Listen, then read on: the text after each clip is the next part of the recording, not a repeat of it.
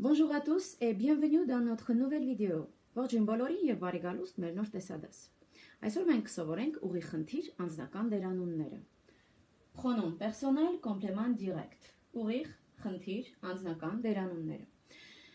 Նախ եկեք հասկանանք ինչ է խնդիրը։ Խնդիրը բայի լրացումն է։ Օրինակ, ես նկարում եմ ծաղիկ նախադասության մեջ։ Ես ենթակա նկարում եմ ստորոգյալ, ծաղիկ խնդիրն է։ Ինչ եմ նկարում։ Իսկ ինչու է պետք փոխարինել խնդիրը որևէ դերանունով։ Այն փոխարինում ենք խոսքն առավել գեղեցիկ դարձնելու եւ ավելորդ կրկնությունից խուսափելու համար։ Օրինակ, Անի, դու տեսել ես այդ ֆիլմը։ Այո, ես տեսել եմ այդ ֆիլմը։ Այստեղ այդ ֆիլմը ավելորդ կրկնություն էր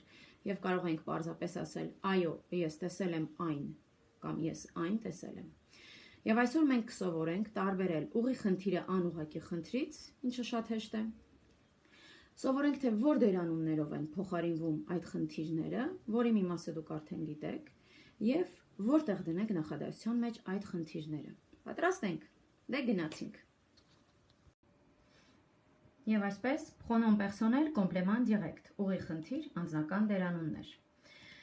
Նախ հասկանանք ուղիղ եւ անուղղակի խնդիրների միջև տարբերությունը։ Խնդիրը կոչվում է ուղիղ, եթե բայի եւ խնդրի միջև չկա նաղդիր։ Օրինակ, Մոնիկ trouve la lettre. Մոնիկը գտնում է նամակը։ Մոնիկ ենթակա, trouve ստորոգյալ, la lettre խնդիր, խնդիրն ուղիղ է։ Je dessine un chat. Ես նկարում եմ կատու։ Je dessine նկարում եմ un chat կատու։ Un chat այս նախադասության խնդիրն է։ Այն կրկին ուղիղ է, քանի որ բայի եւ խնդրի միջև չունենք որևէ նաղդիր։ Խնդիրը կոչվում է անուղղակի, եթե բայի եւ խնդրի միջև կա նաղդիր։ Օրինակ, Je téléphone à ma mère. Ես զանգահարում եմ իմ մայրիկին։ Այստեղ տեսնում ենք տելեֆոն, զանգահարել եւ մամեղ իմ մայրիկին բառերի միջև ունենք a նաղդիրը, ուստի խնդիրը անուղղակի է։ Հաջորդ օրինակը, Tu écris à ton ami. Դու գրում ես քո ընկերոջը։ Ton ami նախադասության խնդիրն է, որից առաջ տեսնում ենք a, այսինքն բայի եւ խնդրի միջև ունենք նաղդիր, ուստի խնդիրն անուղղակի է։ Վերհիշենք։ Խնդիրն ուղիղ է, եթե չկա նաղդիր, խնդրի եւ բայի միջև անուղղակի է, եթե կա նաղդիր։ Ուղիղ խնդիր փոխարինող դերանուններն են m, t, l, la, nous, vous, les։ Ինձ, քեզ, նրան կամ այն, nous, vous, les, մեզ, ձեզ, նրանց կամ դրանք։ Ընդգծված են l, la եւ le դերանունները, որոնց մասին քիչ անց կխոսենք։ Այստեղ տեսնում ենք m, t, l, la-ի կողքին նաեւ ապաթարցներով տարբերակը, որոնք օգտագործում ենք, եթե հաջորդում է ձայնավորով կամ համր հաշվով սկսվող բայ։ Այդ մասին մենք դեռ կխոսենք։ Խնդիր անձնական դերանունները սովորաբար դրվում են բայից առաջ։ Օրինակ, Marie me regarde. Մարին ինձ նայում է։ Հայերեն ես կարող եմ ասել Մարին նայում է ինձ, սակայն ֆրանսերեն ինձ դերանունը ունի հստակ տեղ, բայից առաջ, regarde բայից առաջ է։ Մյուս օրինակը, Je t'aime, ես քեզ սիրում ենք, հանդիպեցինք տ ապաթարցին, հաջորդում է ձայնավորով սկսվող բառ, ֆրանսերենը չի սիրում ձայնավորների կուտակում, ուստի տ բառի ըն սղվեց։ Luc nous attend. Լյուկը մեզ է սպասում։ Նու խնդիրն է, դրված է attend, սպասել բայից առաջ։ L, la, le-ի մասին խոսենք։ L դերանունը օգտագործում ենք եզակի թվով դրված արական սեռի խնդիրների փոխարեն։ Լան օգտագործում ենք եզակի թվով իգական սեռի խնդիրների փոխարեն, L ապաթարցը ձայնավորով կամ համր հաշվով սկսվող բայերից առաջ, այսինքն կապ չունի արական լինի, թե իգական այդ խնդիրը։ Եվ լեն օգտագործում ենք, եթե խնդիրը հոգնակի թվում է, կրկին կապ չունի արական, թե իգական։ Խնդրում եմ չշփոթեք L, la, L ապաթարց լեն որոշյալ հոդերի հետ։ Սրանք դերանուններ են, որոնք փոխարինում են ինչ-որ բառ։ Անցնենք առաջ, տեսնենք օրինակները։ Lucie cherche sa gomme. Լուսին փնտրում է իր ռետինը։ Sa gomme մեր ուղի խնդիրն է, կարմիրով եւ ընդգծվածը։ Մենք գիտենք, որ ռետին բառը ֆրանսերենում իգական է, ուստի դրված է sa, ոչ թե son։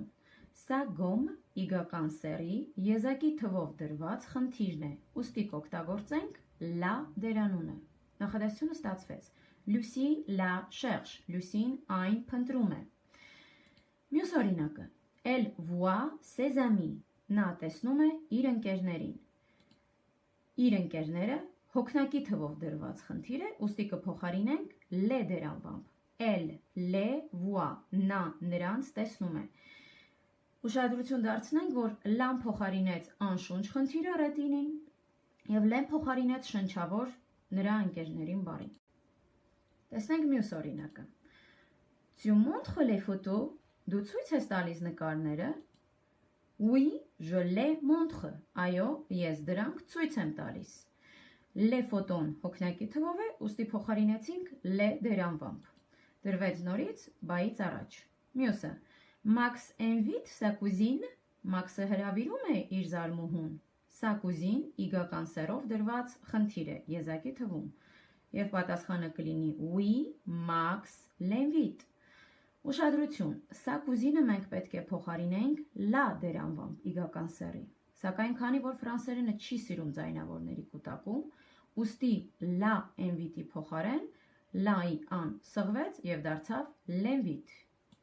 Շարունակում ենք։ Այժմ եկեք տեսնենք ժխտական նախադասության մեջ, որտեղ է լինում խնդիր փոխարինող դերանունների տեղը։ Օրինակ, Hélène visite ce musée, Hélène այցելում է այս թանգարանը։